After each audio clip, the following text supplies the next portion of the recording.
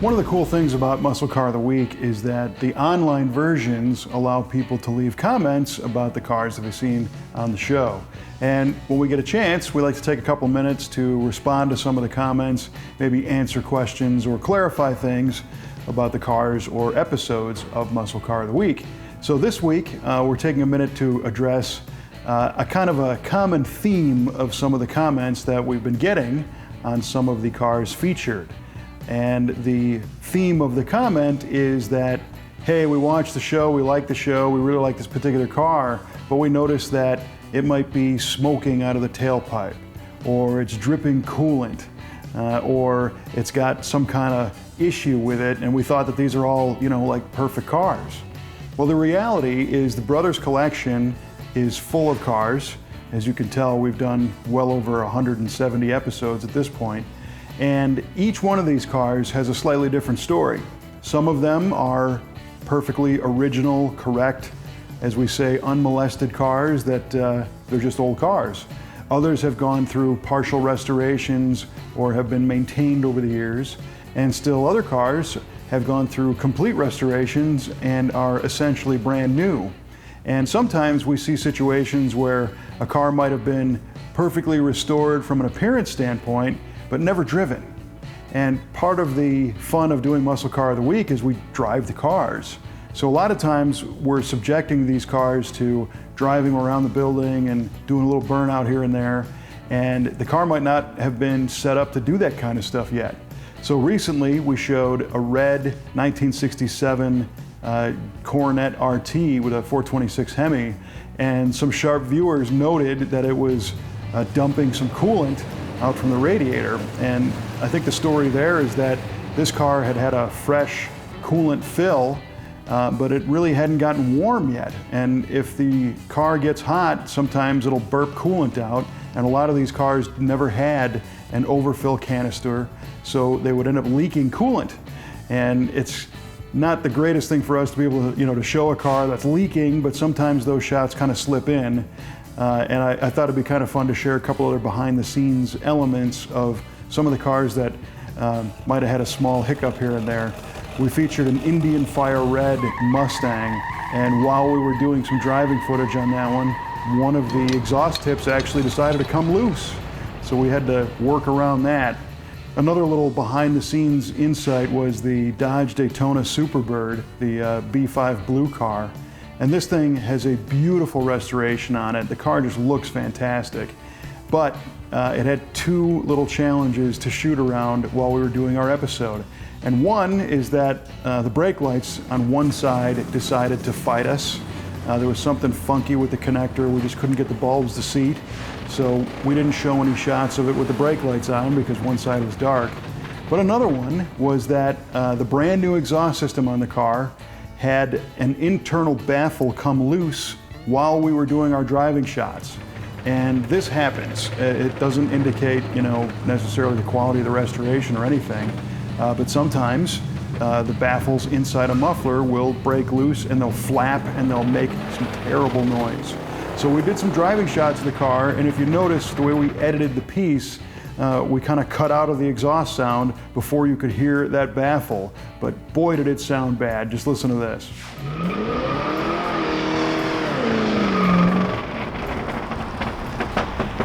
So by and large, the cars in the Brothers Collection, for the most part, are very, very nice cars. But some of them do have a couple of secrets. Maybe they drip a little oil. Occasionally we'll show a car that is blowing a cloud of smoke out the back, either because it had some oil sitting in the cylinders or being stored, or the pipes were actually rusty inside. And we've got a couple famous shots of Mopars blowing out brown and even pinkish smoke from literally blowing rust out the back. But that's just the nature of the beast when you've got a lot of cars that unfortunately can't be driven every day. But that doesn't mean we're going to stop driving them. And we appreciate the feedback. If you see something interesting or something that doesn't look quite right, you're free to let us know in the comments. On a recent episode, we showed a 2012 Ford Boss 302 Mustang. Very cool, but unusual for us to show a late model performance car in Muscle Car of the Week, and we knew we would get some feedback on that car. And by and large, most people thought it was pretty cool. Some people flat out didn't like it. This wasn't the first late model performance car that we have shown. On an earlier episode, we showed a yellow ZL1 Camaro, which was one of the pre-production engineering cars. And of course, like most of the cars in the Brothers collection, there is a special story behind each one of these things. It's not just like it was an off-the-shelf, brand new 2012 Mustang. That particular one was called a tooling tryout car, and it was one of 12, actually the very first of 12 serialized to be a pre-release car. So if you see a late model car, it's because it is significant in some way, but we might show you a couple more as we do future episodes of Muscle Car of the Week. And as we shoot this particular episode, we're towards the end of the summer, which means it's time to preview the Muscle Car and Corvette Nationals. And this is an event where you can go, it's in Chicago, and see a lot of these cars up close in person. As of today, the Brothers collection is still a private collection, but every year they send a couple cars at least to the Muscle Car and Corvette Nationals, and it's open to the public. It's at the Donald Stevens Convention Center in Rosemont, Illinois, and it's going to be held November 19th and 20th of 2016. And I recommend to everybody who likes muscle cars to go to this event, because here you'll see real legitimate Hemi cars, shotgun 429 Mustangs, Z16 Chevelles, all of the pinnacle type cars that we show you on Muscle Car of the Week. There are versions owned by other people who bring them to this event from all over the country. It is by far the pinnacle muscle car show in the world. And this year, we've got a special treat coming from the Brothers collection. It's a car with a significant history and a very significant driver.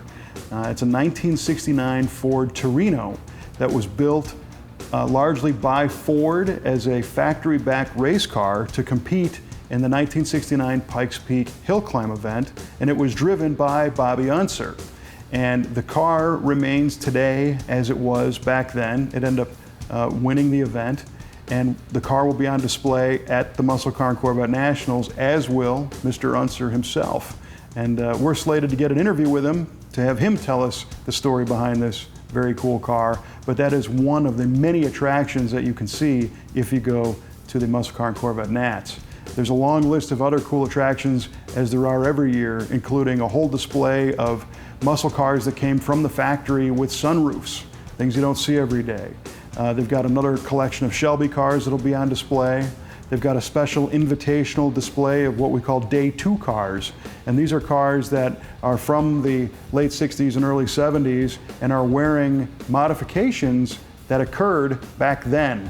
So the line Day 2 comes from, you bought the car on Day 1, you threw some performance parts on it Day 2, and these are all period correct performance parts displayed on these muscle cars.